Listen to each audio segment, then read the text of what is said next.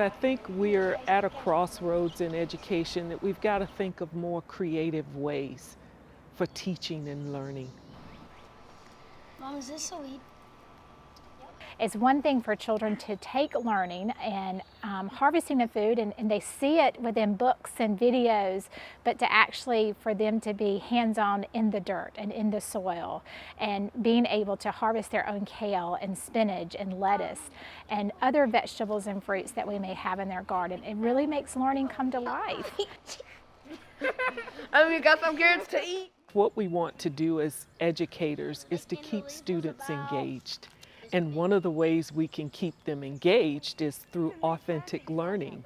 So this would be an opportunity for them to integrate the math, an opportunity to integrate the science, particularly when we're talking about soil and what it takes for plants to grow.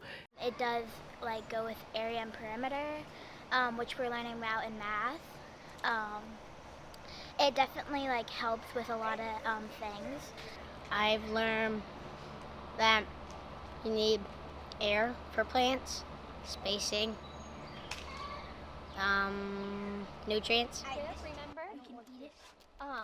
Well, we're just going to give it. We know we are preparing children here at school for the 21st century, and we know part of that is letting them and providing them opportunities to lead healthy lifestyles. And we're seeing that a lot of doctors are now, in this digital age of our kids just being hooked to computers and whatever, are prescribing outdoor activities. And so at Combs, we're ahead of the game with that. There's so much of the social emotional that's into play in our schools right now, and we can't ignore that.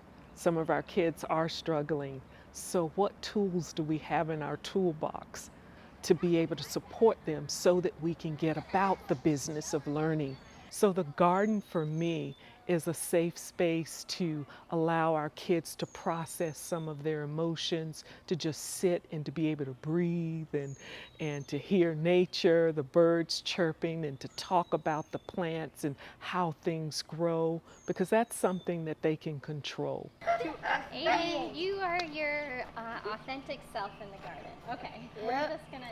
I truly feel like any great initiative that we do within the school building is only as great as the community partnerships that we have to go along with that.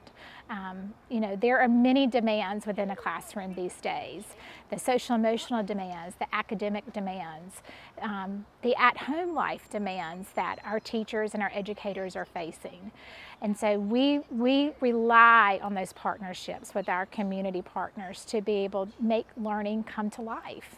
Our teachers are open and receptive because we strongly encourage the notion and the mindset that they are not alone, but that we are there to find ways to support them. So whether it's parents coming in to volunteer to help in areas of the garden, wonderful partnerships such as with NC State and being able to collaborate with them, any way that we can promote positive engagement and positive learning, it really has an opportunity to be a win-win for all parties involved. Not only are we educating our students, but our students are going home and educating their parents. And they're seeing how eating healthy foods is impacting them, and they're seeing the importance of that. I found this carrot just straight out laying on the ground.